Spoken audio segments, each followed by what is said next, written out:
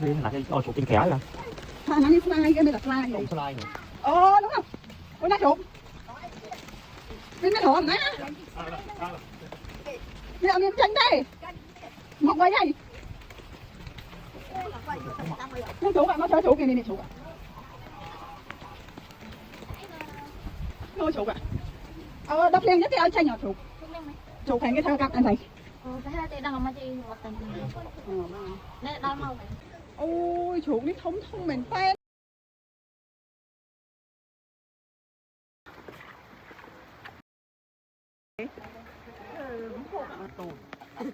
Cả nhà nâng về đi ha cồn. Ba la cồn. Nhà nâng về húa mặt mặt. Nhà nâng về húa mặt mặt. Tè mẹ còn cho mà húa chứ á. Chứ gì? Một bọc bay này khang nội dân nó mơ bọc bay à? Chứ nôm tức mà. Nôm hồ lấy nè hồ. Ngay. Ôi chuột đi thông thông mình tên món á. Này, bà mua cái dòng banana này. Oh wow. Mà mơ chuột có rom tay mà mơ chuột si chỗ này. Hay chỗ này cái oh my god.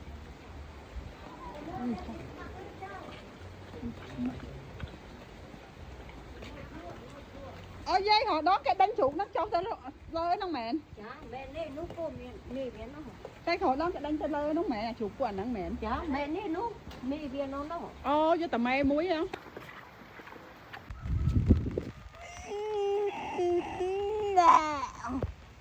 Ăn cả chai. Ăn cả chai. Nè. Mà sao thằng tí đi chụp lại như vậy. Thế tao mơ chuột ấy tiết mơ bên năng bán ấy. Tao mơ slide chuột ấy tiết. Mơ thợ mọc đi nó ngồi với chọc từ hay là nghĩa chẳng ngọt. Không phải cho mũi tắc chứ. Đây bọc không nên tao mới tắt cho nó thốn. Cái này mơ tao mơ. Nó lên là nghĩa à nè. Lấy nó thông có kê hay biên trời còn lại đó. Rồi dân chơi đá. Nổ tao tha nâu biên xây tiết nổ hua hạt lại thằng ngán nổ.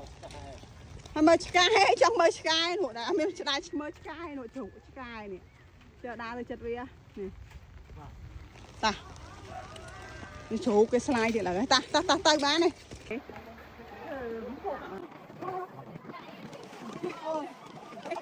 Đây này.